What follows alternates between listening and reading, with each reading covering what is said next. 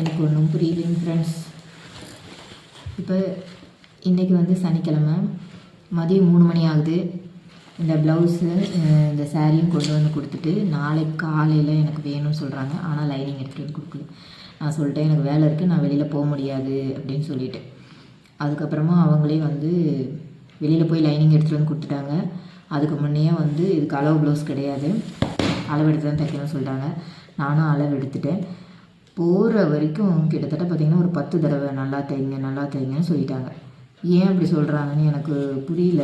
இந்த மாதிரி அனுபவம் யாருக்காவது இருந்ததுன்னா கண்டிப்பாக கமெண்ட் பண்ணுங்கள்.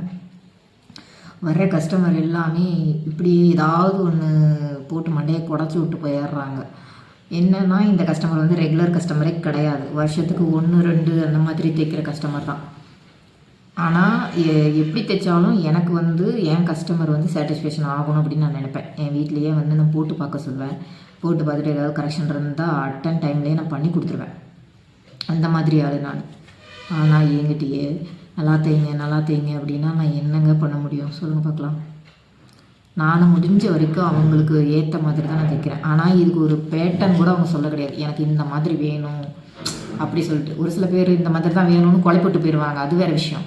இது எதுவுமே சொல்லாமல் நல்லா தைங்கன்னா இது ஸ்லீவுக்கு மட்டும்தான் டிசைன் இருக்குது, நெக்குக்கு டிசைன் இல்லை. ஆனால் நெக்குக்கு நம்ம தான் டிசைன் ஏதாவது பண்ணணும். இதுக்கு லேஸ் ஒர்க் கொடுத்தா எடுக்குமான்னு எனக்கு தெரியல. ஆனால் இது வந்து டல் கோல்டாக இருக்குது, இதுக்கு வந்து எப்படி டிசைன் பண்ணுறது எனக்கு தெரில. ஆனால் நான் அந்த ஃபேஷியலுக்கு சாரிக்கு மேக்ஸிமம் பார்த்திங்கன்னா ஸ்டோன் ஒர்க் தான் கொடுத்துருப்பேன். என்னோடய ஷார்ட்ஸ் வீடியோலலாம் பார்த்துருப்பீங்க, ஸ்டோன் ஒர்க் தான் கொடுத்துருப்பேன். ஏன்னா அது வந்து கொஞ்சம் நல்லா இருக்கிற மாதிரி எனக்கு தோணுது. மற்றவங்களுக்கு எப்படி தோணுதுன்னு தெரில. ஆனால் இப்போ வரைக்கும் நான் இந்த ஃபேஷியலுக்கு சாரி தைச்ச எல்லா கஸ்டமருமே ரொம்ப ஹாப்பி.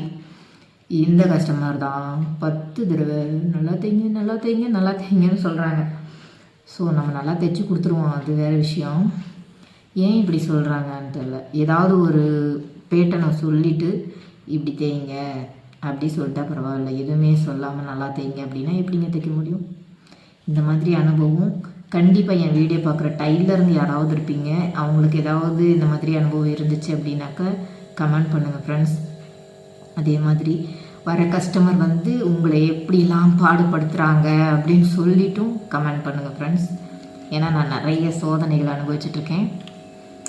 எல்லாமே நல்லதுக்கு தான். நம்ம இன்னும் மேலே மேலே மேலே மேலே இந்த தொழிலில் வளர்ந்து நிற்கிறதுக்கு இதெல்லாமே வந்து நம்மளை தகுதிப்படுத்துகிற விஷயங்கள். சரிங்களா? ஓகே, இந்த வீடியோவை முழுசாக வாட்ச் பண்ணுவீங்கன்னு நான் நம்புகிறேன்.